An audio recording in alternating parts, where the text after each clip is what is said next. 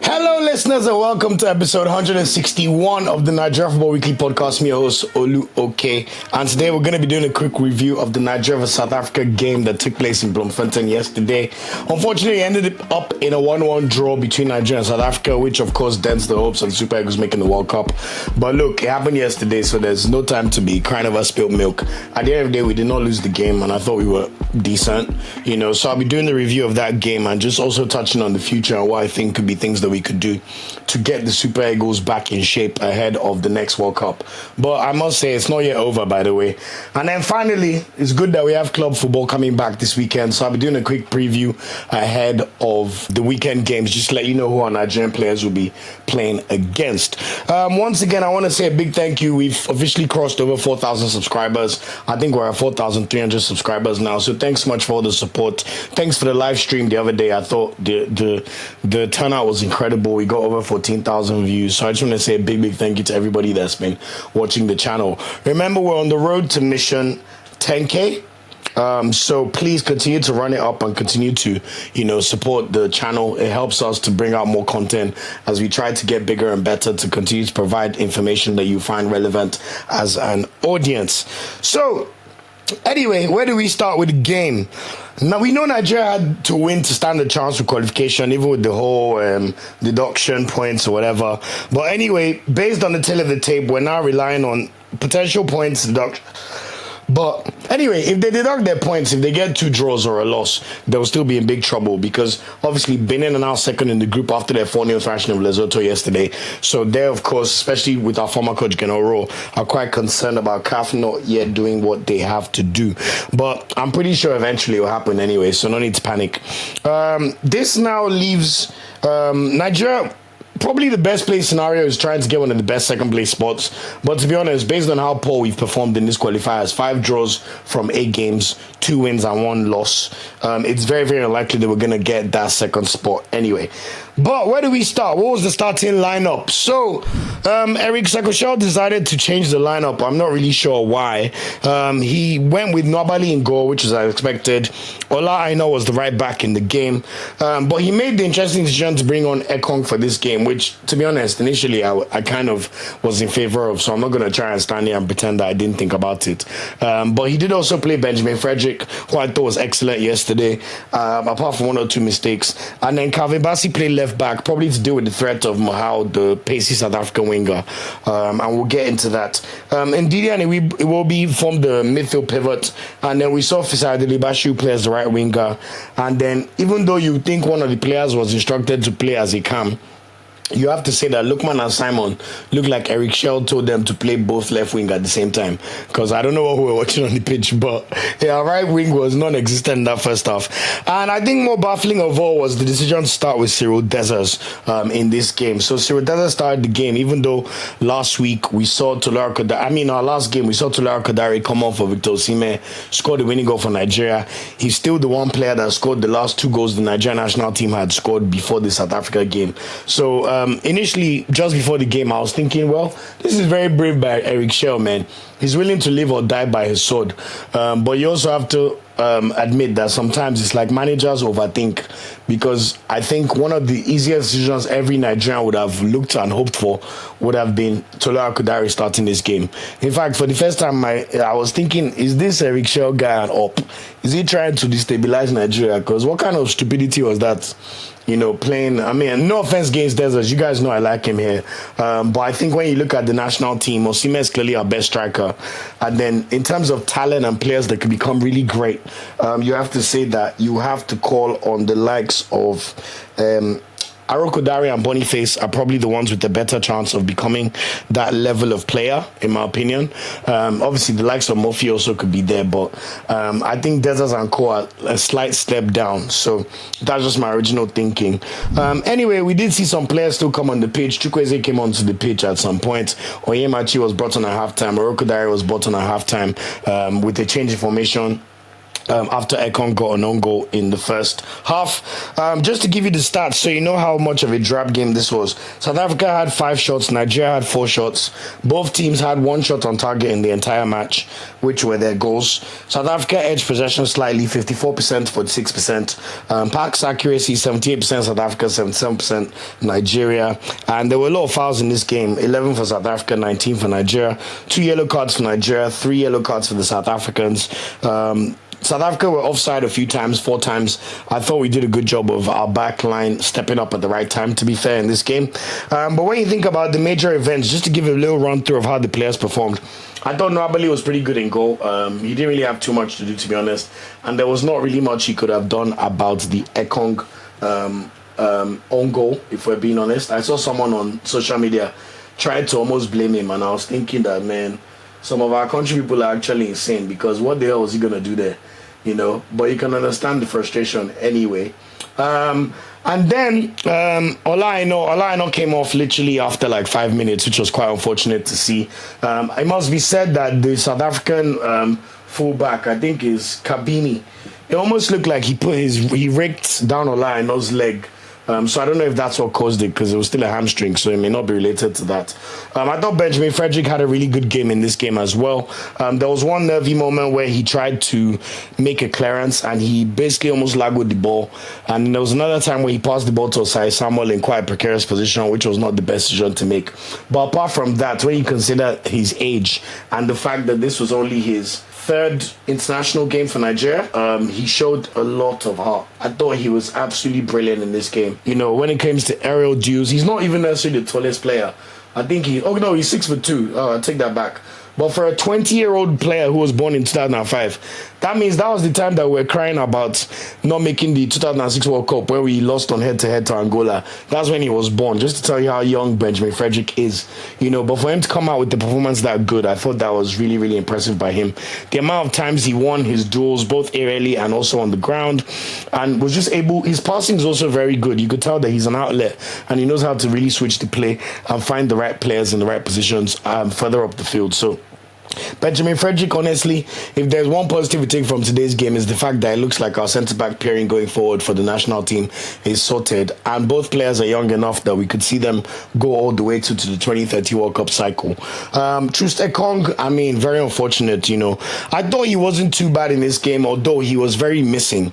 So I don't know if that was a tactical setup, because for the first few minutes, I wasn't even sure if I had seen him. But of course, in the 25th minute, we saw Ekong make a mistake.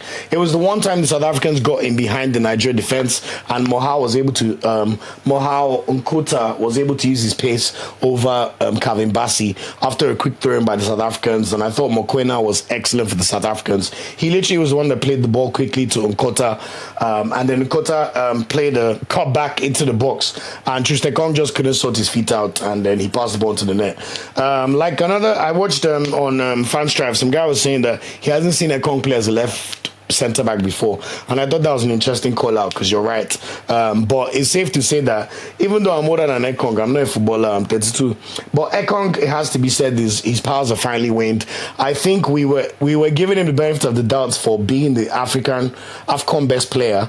Remember, just before AFCON, he had already fallen out of favour with Jose Peseiro and was not playing, which I'll get to, because we're going to talk about the qualifiers he played in the first 2 games with Peseiro. And obviously, doing well in AFCON was quite a good... I mean, for you to be the best player in AFCON is one amazing achievement. But at the same time, we gave him the benefit of doubt. He moved to Saudi Arabia. And unfortunately, when you're playing Saudi Arabia, especially for not one of the best teams, it will eventually show. Because I have to say that he just did not look it at all today. You can tell that his powers have waned. When you're not testing yourself among the best or keeping your skills as sharp as possible, this is what we'll see. You know, it's all well and good getting money, but, you know, it's one of those things where I think it's time to now at least usher Ekong out of the starting lineup for Nigeria. I still think he'll be a valuable presence at AFCON as captain and, you know, off the bench, and he still has certain skills to give us in terms of seeing out games, but I think as a starter, his race is definitely done. and it's time to keep it moving. So not the best outing. I thought Bassey was excellent. Apart from the Nkota running, he was everywhere. He really showed that he's a warrior. The way he plays, just with the duels, he made Nkota look like such a small boy. Apart from that one time, I thought he dealt with him excellently. And of course we have shout out Bassey for the goal he scored. I've been listening to some South African press. I think it's quite disingenuous the way they're trying to say if there was the ref gave Nigeria a goal. Like, come on, guys. Like, that was a very good header. Yes, based on the laws, it should have been chalked off. But in Africa, we don't have VAR unless it's AFCON. And you have to say that it was a deserved goal because, to be honest with you, I thought Nigeria were the better team on the overall.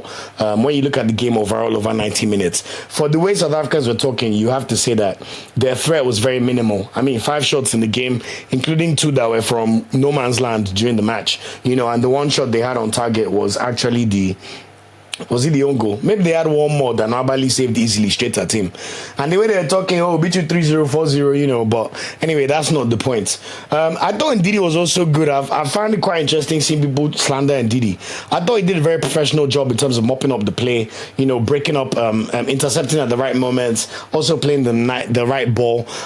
It was clear that Chelle told Ndidi and Iwobi to pass the ball to Simon because the way our right wing was very non-existent in the first half was quite concerning, which I'll touch on in terms of tactics from Eric Sekashel. Iwobi was also pretty decent, I'd say, in this game. Like I said, he was definitely instructed to pass the ball to Simon, and he gave Simon the ball time and time again, and Simon did not do anything with it. So that brings me on to Moses Simon. I thought Moses Simon, it's time. Moses Simon cannot start games for Super Eagles again. I'm not even trying to be disrespectful, but there's a reason this guy's played for Levante and Nantes and has moved to Paris FC. It's all good being the one-eyed king in the land of the blind. But Moses Simon is still living off the performances from the group stage of the AFCON that took place in January 2022. I stand by that.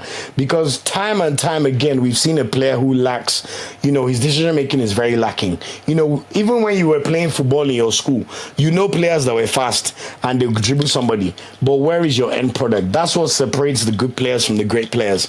And unfortunately, it has to be said that Simon, time and time again, has been found wanting when it comes to the Super Eagles. As for Ademola Lookman, I think this was a classic case of those of you who play Football Manager. When a player is not match fit, it's going to show.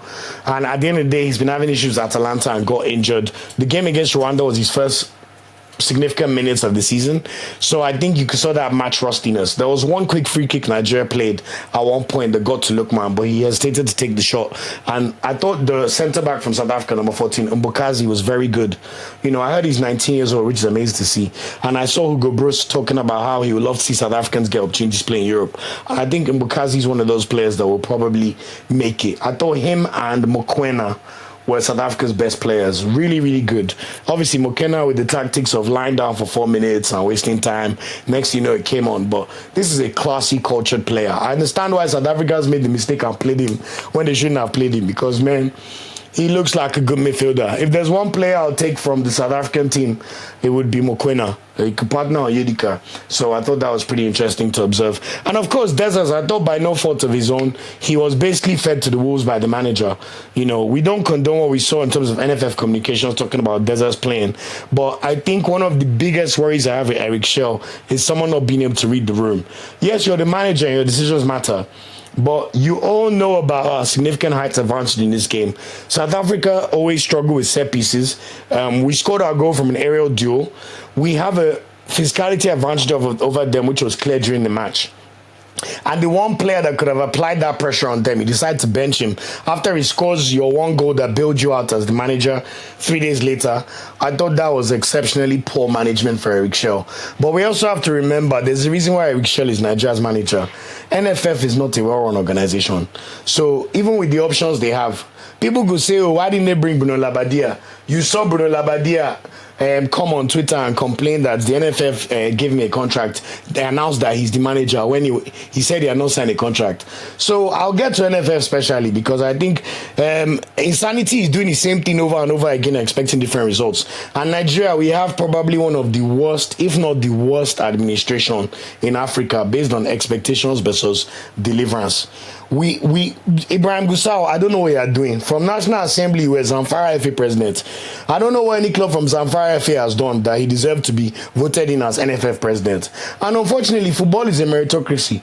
It's all well and good that you can try and do political power, but my brother, we have not seen your workings. Our under-17s cannot qualify for World Cup. Our Olympic team cannot qualify for the Olympics. Things we used to take for granted as Nigeria. Now, all of a sudden, every time we're playing at home, we're bringing our calculator. We don't even dominate teams as we should. We don't get press conferences. We don't get the basics right. We have only one stadium in the whole of Nigeria that's CAF approved, and it's in Uyo. How can you have big mega cities in your country, Lagos, Abuja, not one good stadium? I watched the pitch in Morocco that they play on. Even DR Congo, look at the pitch they played on yesterday when they lost to Senegal. It's not rocket science. You cannot cheat good preparation. And one day, the chicken is going to come home to roost, because I know what you guys are doing. Shout out to our senior man, the journalist Osasu. I've forgotten his surname because it's an interesting name to pronounce. But I love listening to him talk. You could tell he's a senior man who knows what he's talking about when it comes to Nigerian football. And he was saying before the game that Nigeria's chance of qualifying are already very slim. But at the end of the day, like, he keeps calling out these things about even talking to an AFF guy and saying that I hope you guys know you're dead men walking if Nigeria don't qualify for the World Cup. And yes, now for the first time in our history, Nigeria is on the verge of missing out on 2 consecutive World Cups. It's all well and good people like me saying, Nigeria, we're giants. Super Eagles respect us. But you cannot ask people to respect you if you don't respect yourselves. You know, if you cannot make 2 World Cups, going to a World Cup and doing well in a World Cup, even going to the round of 16, is more important to your rep as a nation in terms of perception in football. Whether you like to not, Europe is still the epicenter of football, apart from Argentina and Brazil. Even their players come to Europe. But one World Cup good performance is much more important than years of AFCON failure, which is why you can see how the Moroccans are now moving and thriving. Because everybody expects big things from them now. We respect them. They beat Spain and Portugal in the World Cup. They've shown that they have players. They don't struggle to get their dual nationals play for them. They have a working league, by the way. While that Casablanca were in CAF Champions League. So when you look at a country that's doing all the things to put its national team in the best foot forward to succeed, you cannot complain. They have the Mohamed IV complex, which is almost like St. George's Park in England or Clairefontaine in France. They don't have 2 heads. Morocco are about to host the AFCON in December. They've hosted the last 2 women's AFCONs. They've hosted almost every youth competition in Africa, and they're about to host the World Cup with Spain and Portugal in 2030. That is a country with a vision, and you can see how it permeates and it showcases on the pitch. There's continuity. People know what to expect. They know the standards that they will see. They're not worried about pitches. They're not throwing balls outside their hotel in South Africa like Nigeria is doing, and everybody is watching and observing. I don't know if we have this weird, like, because of the respectability culture in Nigeria, but our best players can't complain, because if they complain, they'll be shut out, or someone will tell them that they're being disrespectful. I don't get it. Victor Osimhen knows the standards you should expect. And the kind of things that people accept when it comes to Nigeria is quite baffling for me, but we'll get into that anyway. So that was the stats for the game. As I said, I know getting injured was not necessarily helpful for him. And in terms of players that came on for Nigeria, we had a total of about 5 substitutions. I thought Bruno Yemachi was pretty decent when he came on in the game. Arokodare was a lively threat. He probably should have even scored in the 50th minute when he took the ball and chopped that South African defender. I thought he should have gone for goal, because he was saying, why was somebody not there? And that was probably the closest we came to making it a 2-1 game. Chukwueze was brought on way too late, I think with 12 minutes to go, which I think Eric Chelle has to get corn for. You know, it's all well and good us blaming NFF, but Eric Chelle, that's supposed to use his brain. And there's a pattern you're seeing with Eric Chelle, by the way. His Mali team conceded last-minute goals against Ivory Coast. Same thing happened when did they play Senegal? Something similar happened to them as well. Like, when you look at his game management, even in terms of Zimbabwe conceding a last-minute goal, you can tell that there's something wrong in terms of him being able to see out a game as a manager, or figuring out the right way to structure his team. Yes, he makes changes, which helps, but I thought he brought on Chukwueze and Kusans Uche way too late. For a team that was looking to score and needed to score a goal, to have 4 shots in the entire match, God knows how many we had after the first half. I think even though we still dominated the game and subjugated South Africa, but they didn't need to come out. They were happy with the draw. A draw is good for them, especially if they don't get deducted points. But I thought Eric Chelle and attacking football right now, there's a bit of a mistake there. And I think my biggest problem I have with Eric Chelle is Rafael Yedika was on the bench for both of our World Cup games. This is our best midfielder. Our best central midfielder in 2025. Champions League caliber player, playing well for Club Brugge. I always tell you guys, go and watch when he played Atalanta in Champions League last year. If you live in England, you hear him. Ali McCoy is the way he was glazing Oyedika. Like, oh, he's a proper player. Oh, he looks excellent on the ball. But Eric Chelle, Mr. Mali and France, we're not going to ever get xenophobic or disrespectful here. But don't be doing things that make us wonder if you are trying to sabotage Nigeria. We know Mali have never qualified for a World Cup. You claim you are French. We know Mali do okay in some tournaments. But, my brother, we don't do mediocrity here. Yes, NFF are mediocre, but not the players. We've always been able to use World Cups to paper over our cracks. And yes, even in these games, yes, your 4 games, you've got 2 wins and 2 draws. But let's be honest, one of the draws, Arokodare, quite lucky. Even the game with Zimbabwe, if Osimhen did not play and score in the 75th minute, we would have struggled. I think a key thing is in all of these games, we've struggled with chance creation. If you even say you want to use the Unity Cup players that you used, Chukwueze played well for you. You did not give him any substantial minutes. So please explain to us your strategy and your thinking. I don't know if he can't communicate effectively because his English is not the best. You always hear him say, my player, or I trust my player. I don't know what's going on. Maybe he can't ginger the players. Maybe he can't motivate them. But here we are again. Anyway, shout out to Bassey's goal. I thought one of the other interesting things to buttress my point about how bad Eric Chelle is at attacking football at the moment. Our right wing was non-existent. But guess where we scored our right wing goal from? The right wing. Because finally, Cyriel Dessers was in a position where Lookman played him in and he could beat his man and put in a cross.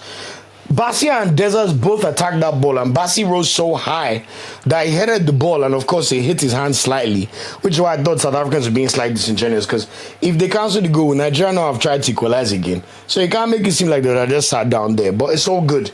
Anyway, after that Arokodare chance in the 50th minute, I thought it was a really, really poor effort from Nigeria trying to break down South Africa to score. You know, Uche had a shot that was really wayward, but you can't blame him. He didn't even have time to fill the game. But overall, I thought we were the better team, but that does not count for much when your opponents know that a draw is better for them than you. So anyway, we keep it moving. I've already spoken about Arokodare and what he's done, but I think Eric Chelle and attacking football is really, really, really, really, really, really poor. Because for you to have the better of your opponents, you even saw moments where the South Africans were nervous, even on that Bloemfontein pitch. The pitch even affected them more than it affected us because they tried to play the ball on the ground, and the amount of misplaced passes they had, you know, based on clearly what was a rugby pitch, was not good. But Nigeria, if you have a pitch like that, shouldn't you take advantage of aerial balls? And then the worst part is in the first 20 minutes, I saw them playing aerial balls to Dessers. But Dessers is not Arokodare. Arokodare is 6'6". So I don't know if Eric Chelle is lost in translation with French to English or something, but it was really, really, really, really baffling. You know, you can't get 4 shots in a must-win game and say that you played to win the match, even though you controlled the tempo of the game and your opponents did not really have any efforts on goal. They didn't need to, you know. So anyway, it is what it is. We keep it moving. But Eric Chelle, I think he should still be given a chance to see out the qualifiers and potentially the AFCON. Look, Nigeria, we've gone to AFCON once before when we know we'd not qualify for the World Cup, and that was 2006, and we still came third. So I think we can still ginger ourselves and see how we could do well in this tournament, because ultimately pride has to count. You know, Arsenal is going to, at the end of the day, football is not do or die. You know, it brings a lot of joy to the country, but nobody would die. We've already got experience of missing the 2022 World Cup, which is a shame, you know, and it's something that Nigerians never got used to, missing World Cups. But at least they've prepared us. Amaju prepared us in 2022. So if it happens now, no shaking, we'll go again. You know, if you're a dual national, support your other country. But at the same time, there will be 9 African countries, so enough teams to root for. Even South Africa, I like some things about them, to be honest. So we just see how they perform in the World Cup, if they do make it indeed, or a Benin. But I think teams like Senegal, for example, Morocco especially, and Ivory Coast, I really fancy their chances of what they could do in a World Cup, especially with the talent they have and the way that the groups are going to change with us going. We're not going to have a round of 32 knockout stage. So I think that we could really see some surprises happening in the World Cup, but we'll see what happens with that. Anyway, final standings based on what we've spoken about. South Africa are on 17 points after 8 games, 5 wins, 2 draws and 1 loss. Benin Republic are 3 points behind with 4 wins from their 8 games, 2 draws and 2 losses, 14 points. Nigeria third, 8 points, 8 games played, 11 points, 2 wins, 5 draws and 1 loss. So we're level on points with Rwanda. You know, we even saw Rwanda beat Zimbabwe yesterday, and we saw Benin thrash Lesotho. So I don't know who we can blame for that. I think one thing that just explains how useless the NFF are is we saw a match report from the NFF.com website. By the way, guys, go and look at our website. I promise you there's a 19-year-old developer in Nigeria somewhere that can make a better website. NFF's commitment to mediocrity is outstanding. They want to go to World Cup and get praise or try and carry the babes or whatever and act like they're the ones that are making our players shine. You see Gusau go and do picture with Osimhen when he's in Naples as if he's doing the work. But the commitment to mediocrity is outstanding. I saw Senegal, Morocco and Tunisia with names on their back. Nigeria is the only team Nike sponsor in Africa. No name on the back. In fact, I'll be surprised if Nike say after this year we're not doing again. You bamboozled Nike with that 2018 World Cup, sold out shares, 3 million shares sold. They've been planning jersey for you for all these other World Cups. You refuse to make it. They also tell you bye-bye. They'll go and beg Morocco, serious nation, that they can come and now sponsor and see what their rewards will come from. But NFF put a report out slandering Cyriel Dessers. They said Cyriel Dessers, who had an unimpressive game in Uyo, where it turned out to be a substitute that was substituted, did not have a better game as he was too slow to latch on to passes, could not win aerial balls, and did little in bringing alive the Nigerian attack. This was posted on the NFF's website to show you how useless these people are. I think we have to use the right words. Enough is enough. If my daddy sees this, he will tell me that I'm swearing, but honestly, daddy, if you see this, forgive me. They deserve corn. Enough is enough. All this Nigerian pandering, saying things the nice way. And let's respect elders. Good afternoon, sir. Good afternoon, ma. What has it brought us? The same nonsense, same cycle of uselessness. And God is helping us. We have so many players that we still have talent, despite how useless the NFF are. Just to make you know how bad it is, one of the journalists I respect, Oluwashina Okeleji of BBC, he said that the Nigerian players are being owed bonuses for 30 matches. 30 matches, guys. 30. This year alone, we've only played 7 games. Even if you play 7 to 10 games per year, that means they are owing them bonuses for 3 or 4 years. Yes, you can say they don't come to the national team to play for money, but the ones that play for England and France, they have 2 heads. Even though they donate the money or they get their little bonus, it still comes. They don't have to worry about it. They get the brand deals. They know the opportunities that will come for playing for the national team. What's the opportunity for playing for Nigeria? Yes, you get a DSTV ad here or there. But if you can't even get your match bonuses or get certain things that can be sacred, where's the match caps for when a player finally plays for Nigeria? You see England giving Jet Spence a cap to commemorate the fact that he's the 1,000, whatever players play for England. Nigeria, where are these things? Where are the facilities? What are you doing? And then we now come and complain and blame the players, say they don't have hearts. You know, I think it's an absolute disgrace. In any normal organization, I wish NFF was a private organization. The biggest problem we have in Nigeria is the fact that NFF has to be a standalone body, I guess, supported by the Ministry of Sports. If the NFF was a private organization run by competent people that had to make profits, let me tell you, Nigeria would have gone to World Cup semi-final by now. Sure. Because talent is not the problem. But when there's a commitment to mediocrity and stealing money and stealing resources, here's what we see. So what do we have left to do? We're playing Lesotho away and Benin at home. To be honest, we'll win both. We have to win both games and I hope for a deduction and see what happens. South Africa are unlikely to lose to Zimbabwe and Rwanda. You know, even if they dock them points, obviously they have to be careful not to draw those 2 games. But I think Benin probably would favor themselves. They're 3 points behind South Africa. If South Africa get the point deductions, Benin go top. But unfortunately for Benin, they have to come to Uyo and play us in our stadium. Can I even say they will not beat us? Because last time I played Benin, they beat us. You know? And honestly, it's like they'll even do a better job than us if they go to World Cup. Because us, we're clearly not serious. You know? But how do we find ourselves here? Just to let you know how bad this qualifiers has been. We played Lesotho in November 2023. 1-1 at home to Lesotho. Starting lineup, Francis Uzor was playing. Where was Maduka? Jamilu Collins started that game. Jamilu Collins are playing championship football for 3 years. Just so you know. Shemi Ajayi, you people know how I feel about Shemi Ajayi. On the ground, useless. In the air, no problem. Then we saw this manager, Pesero, play Lookman and Iheanacho as wingers and Boniface and Awoni up top. 4-2-4. What kind of disrespect of your opponents is that? Just so you know, we will not get into it too much, but just so you know, all I know was on the bench in that game. Just so you guys know. Then we now played Zimbabwe away. No problem. He kept the same back four, but decided to bring on Oyemechi for Jamilu Collins. No problem. We take down. Shime Ajayi still playing. He even moved to 4-3-3. Brought Aribo, Onyeka, and Iwobi to play in the middle. Terry Murphy, Moses Simon, and Teller. Mind you, that was Teller's debut for Nigeria. Is that the right game to bring him in? I'm not so sure myself. Lookman was on the bench. In fact, Lookman was an unused sub in this game. Pesero did not use Ademola Lookman against Zimbabwe away. Onyedika was an unused sub. He brought on Iheanacho at halftime and Boniface too and played Sadi Kumar just to let you know that what Pesero sings out. Then we now play South Africa at home. Now this is where it gets really crazy. Finidi George decided to play Benjamin Tanimu. Tanimu did not make it for Crawley Town, who play in League 2 in England. He has now gone back to Africa to play in one league, in one club. This is a player that has no business ever getting any caps for Nigeria.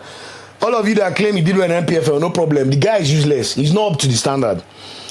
Finidi George started him against South Africa, alongside Shime Ajayi, Bright Samuel and Bassey. He now played in Ndidi, Bashiru, and Iwobi. Lookman, he played Iheanacho as right winger again. Guys, have you ever seen Iheanacho play as a right winger in his club football, in his career?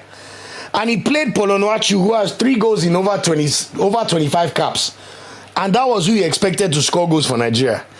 Hear me, while he left Murphy on the bench, Chukwueze on the bench, Boniface on the bench, and then brought to Yedika with 10 minutes to go.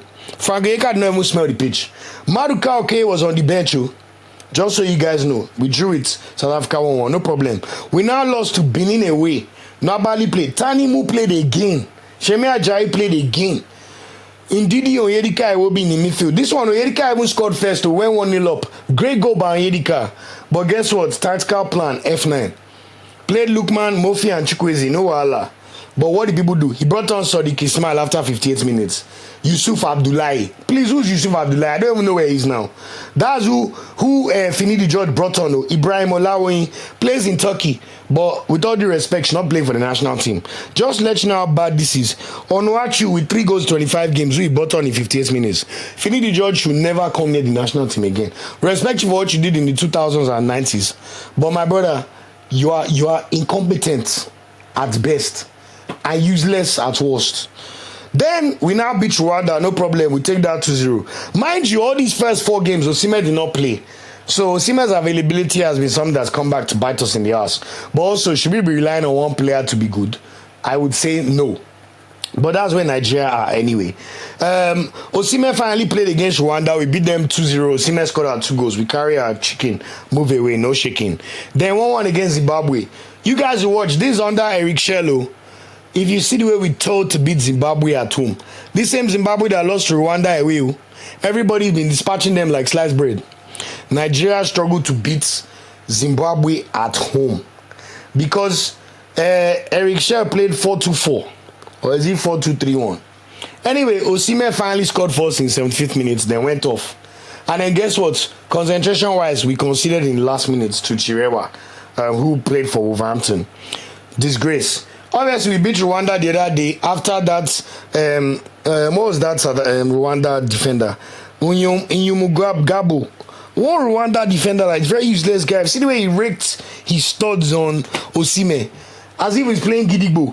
All of a sudden, Osimhen is injured. To be honest, we should have known when Osimhen got injured that our chances were gone because the over-reliance on our star player is a lot. Yes, you have to rely on bagsmen. They deliver. Messi delivers for Argentina. Ronaldo delivers Portugal. Lewandowski does same for Poland. You know, talisman are talisman. Mbappe has just got the 52nd goal for France to overtake Henry as second top goal scorer.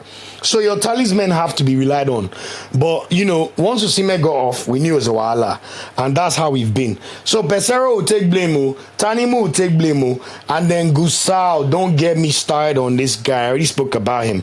But the standards must come from the top, guys. You cannot cheat preparation. We don't know what this guy does. We have not seen any evidence of excellence. Local league, youth teams, if not the women, even the women that still managed to win, they did not organize friendly games for them.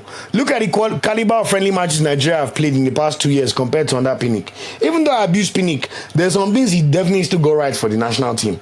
Or at least he had a perception of, we still used to qualify with Isha, at least 2018. But Gusau, what have you done?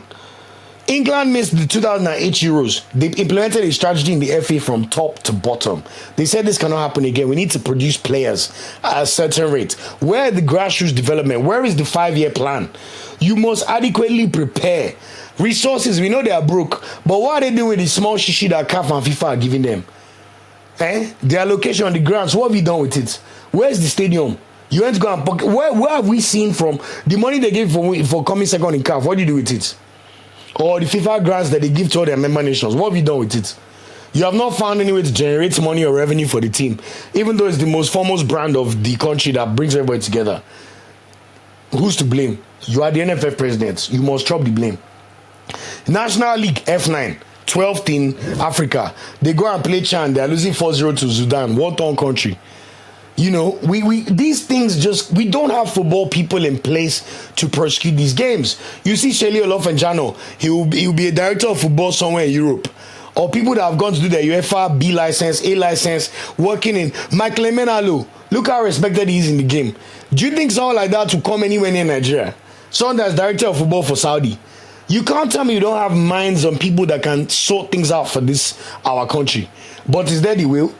Because one big man wants to be, everybody's calling him Sir and be saying, Mr. Gusau and co. Hey, we respect you, Excellency. But look now, we are not going to walk up again. Which respect will you get? Our aura as Super Eagles has gone. South Africans will say super chicken. You can't even complain. Because you didn't even lose South Africa, which is one positive from all this. But where is the progress? Nigeria was in the final of AFCON February last year. We're in September this year. Do the maths. 19 months ago. Where's the progression? Where's the plan? You're supposed to build on those kind of events.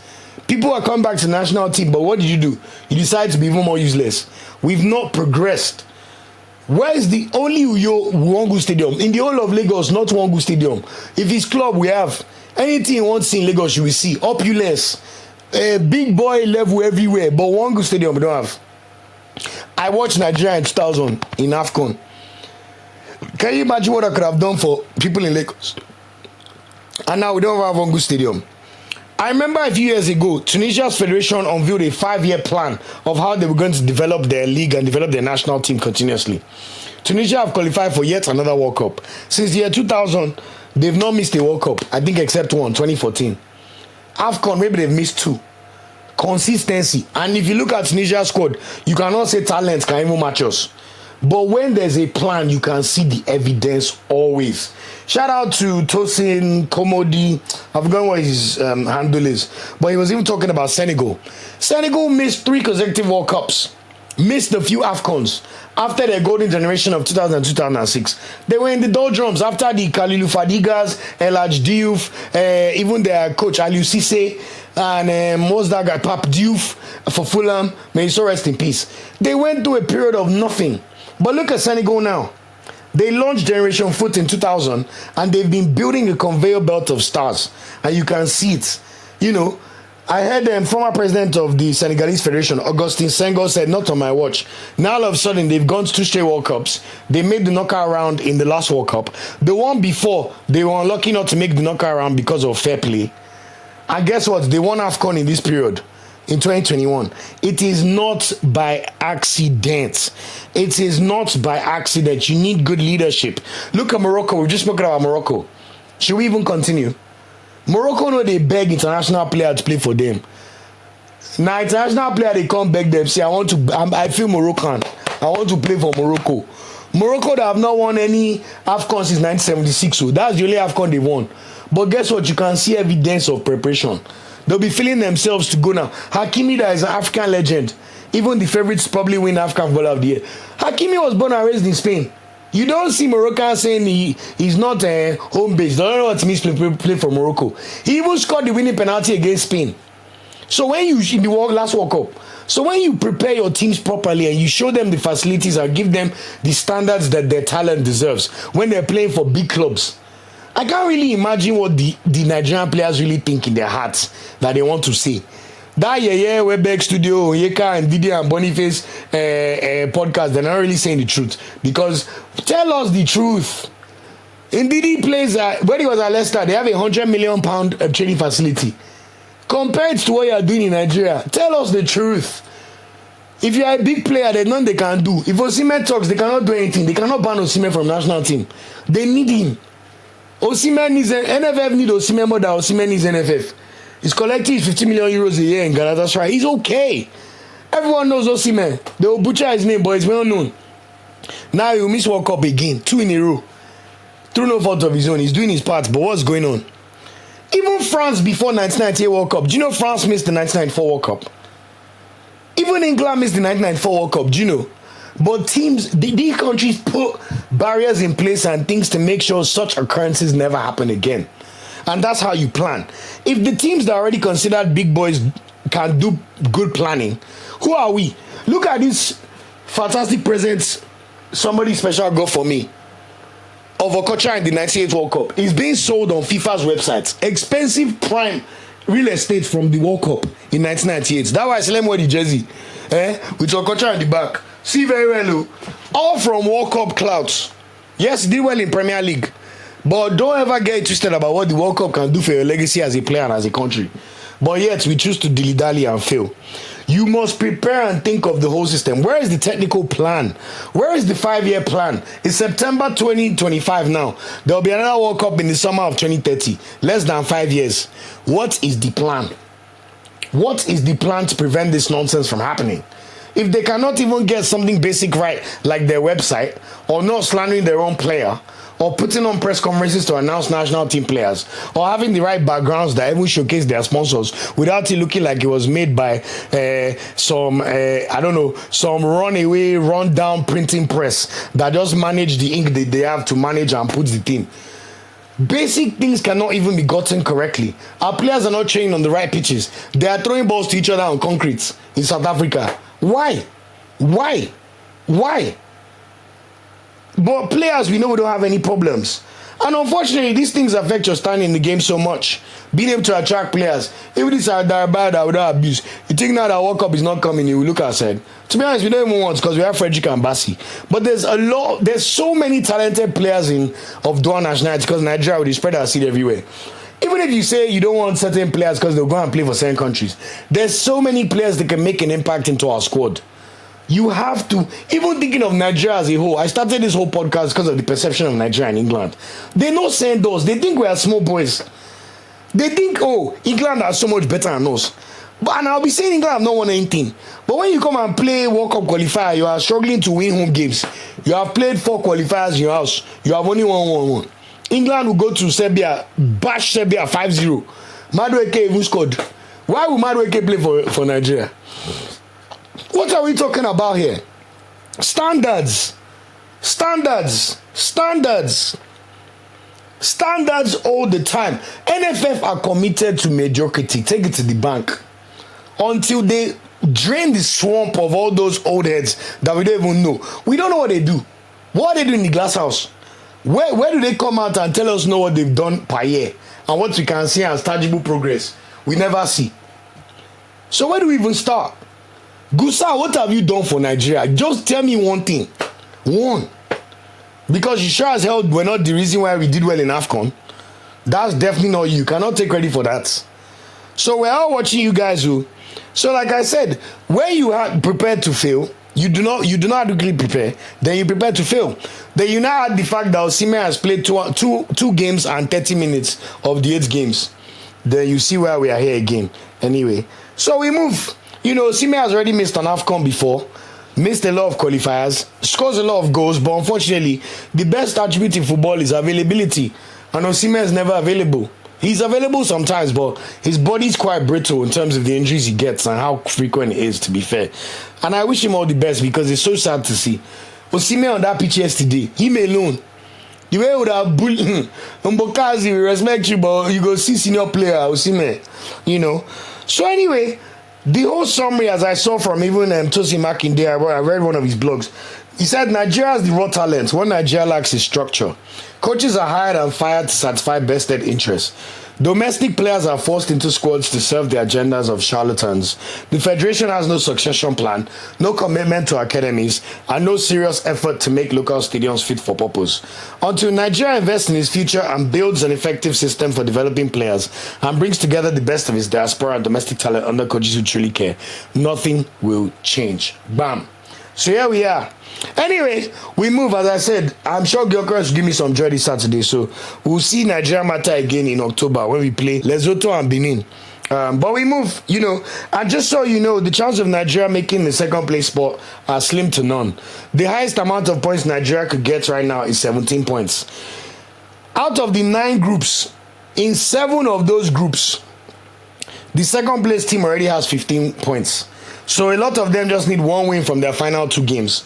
And it's very likely Gabon, DR Congo, Burkina Faso and Cameroon will all finish above 15 points. So those 4 will take those places into the second round to go and play themselves. So Nigeria are not making it. These games in October are just warm-ups for AFCON, and prepare yourself for AFCON now.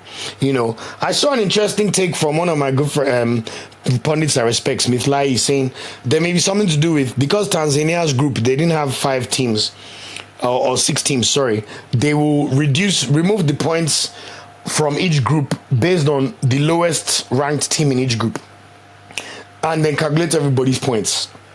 But even with that one, our group still has lowest number of points for second place team of all the remaining. So it is what it is.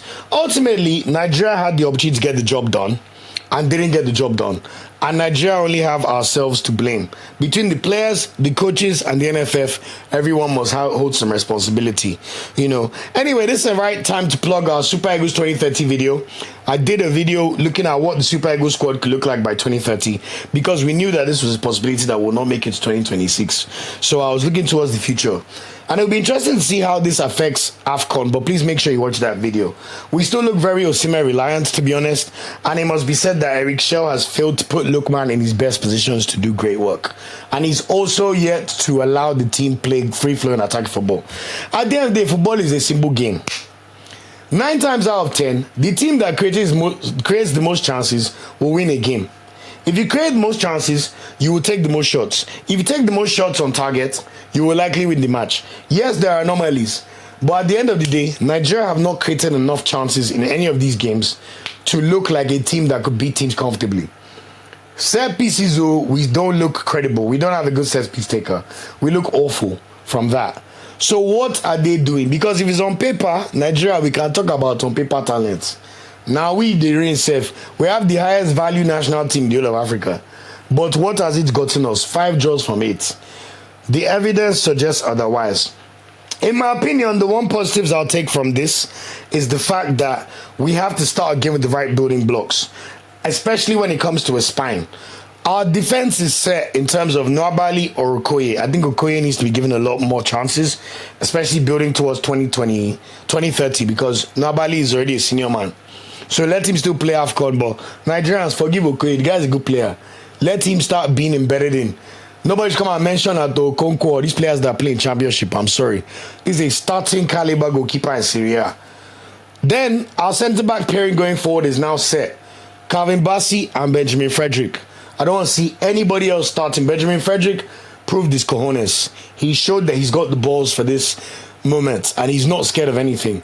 Bassey is Bassey. He's our best defender. All the way. Ola, I know, still amazing at right back, but age is not on his side for 2030.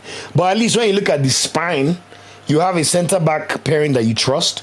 Oyedika has to start every game for Nigeria.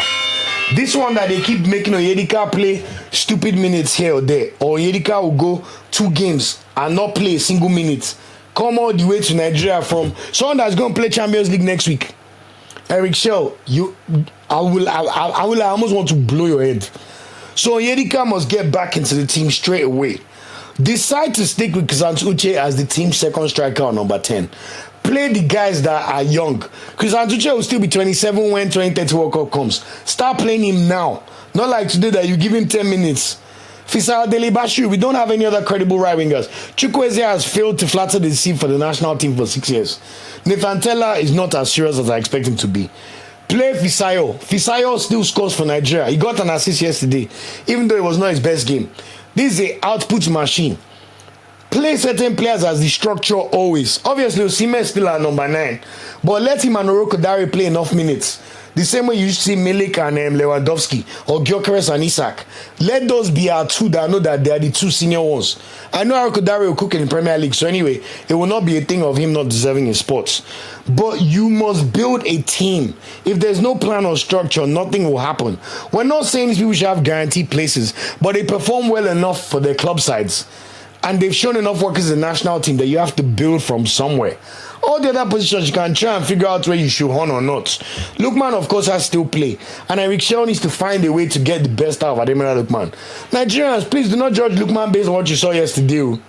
This is a player that is a supreme talent. African Footballer of the Year for a reason. And it was not a mistake.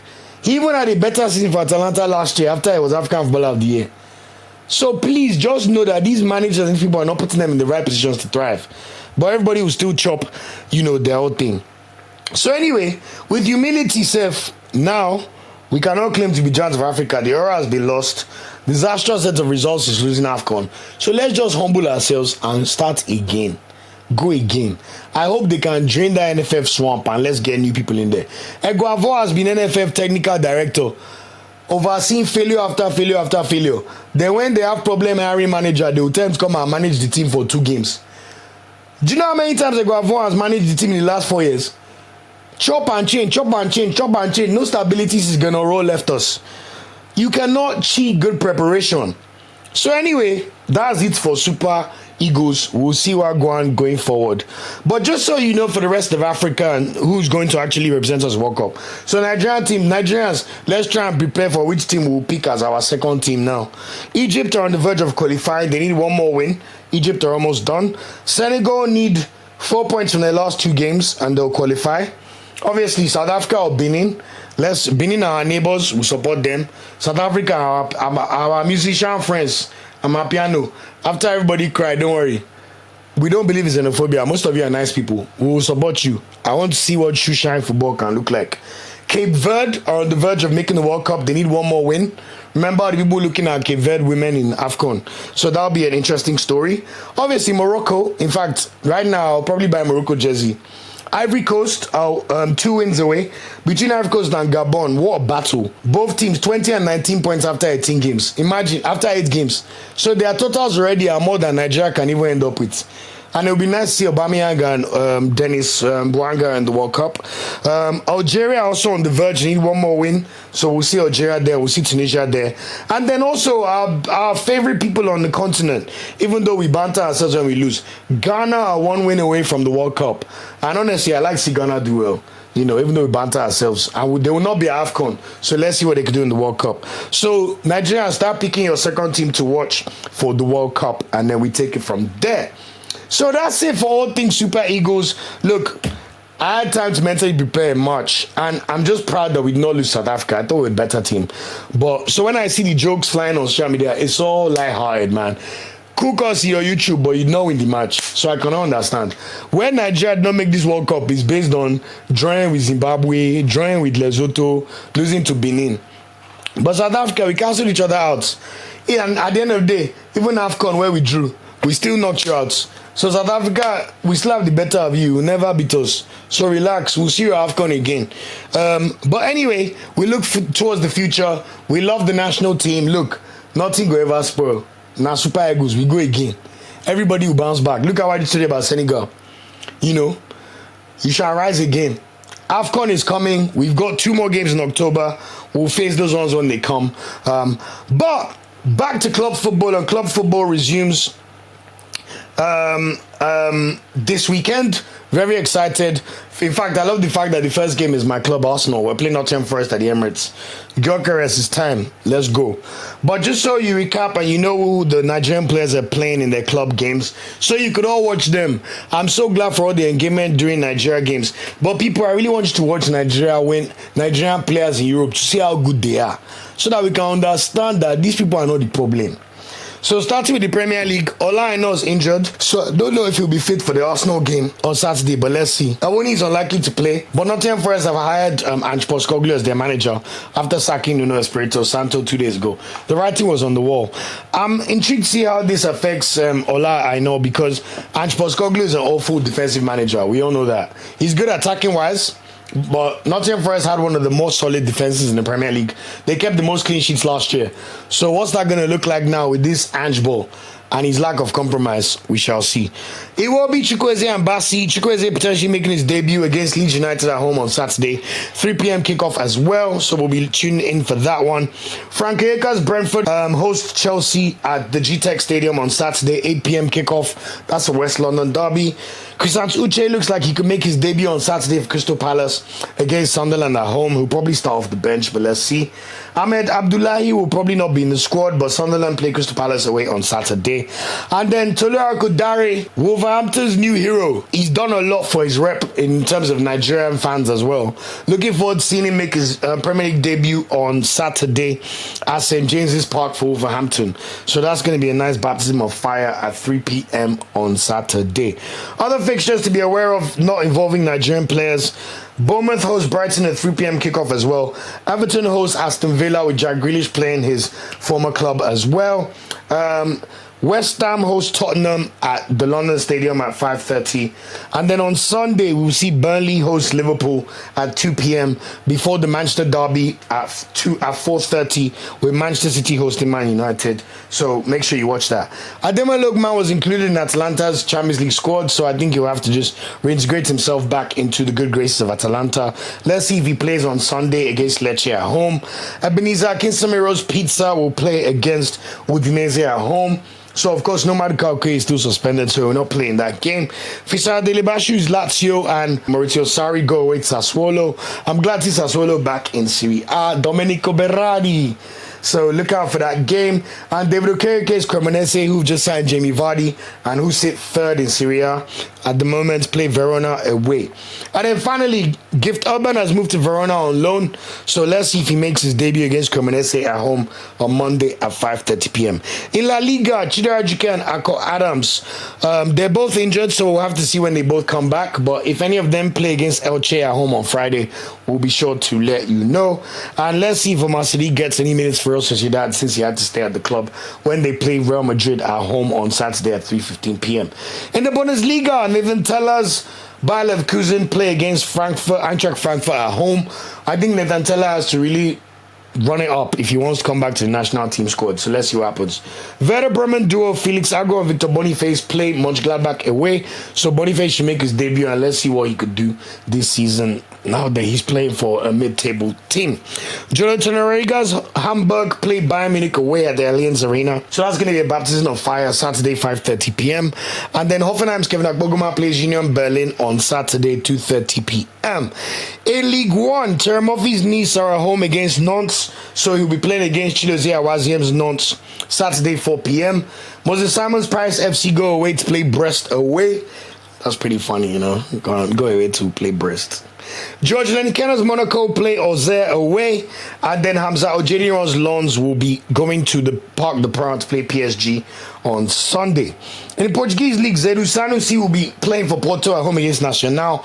I hope Zedu Sanusi has a really good stretch of the next few months. I still think he's our best left back in the Super Eagles squad. He's a better defensive player than Onyemachi for sure. And also attacking wise, I'll say they're neck for neck. Onyemachi can't really cross the ball. Zedu Sanusi can cross better.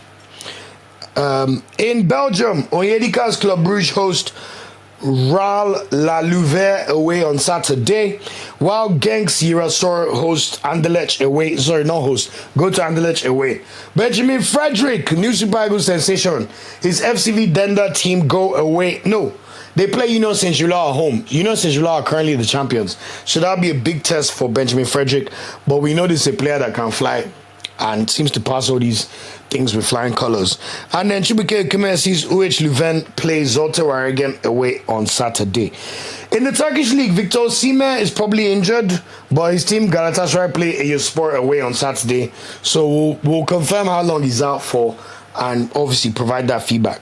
Wilfred and Ndidi's Besiktas have been up to a poor start, but they play Istanbul Basaksehir at home on Saturday. Anthony Dennis, another central midfielder that NFF should be looking at if they really had good succession plan.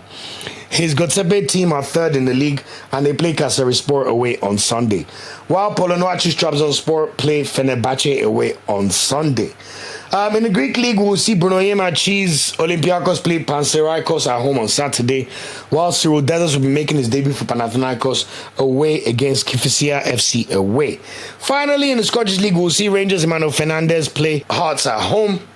And Kelechi Iheanacho has moved to Celtic, so he will probably make his debut when they play Kilmarnock away on Sunday.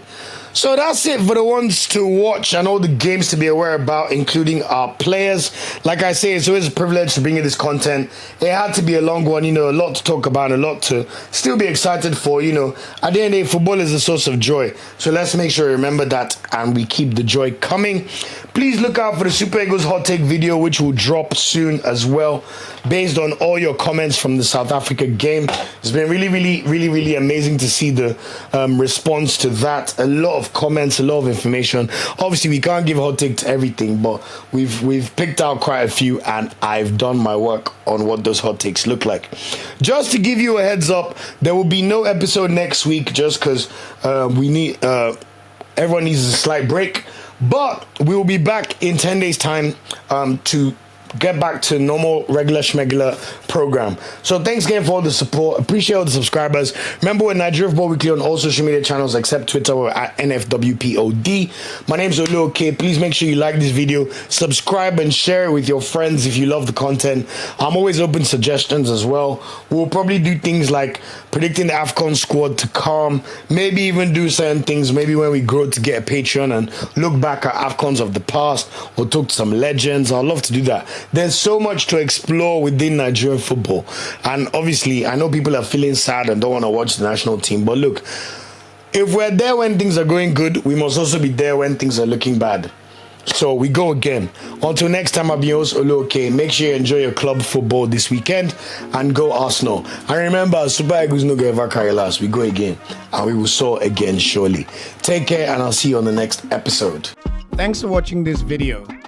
Please like, share, subscribe, and click the bell to get a notification whenever we drop a video. You can also find our social media channels listed below. And of course, up Super Eagles and Nigeria no dey ever carry last.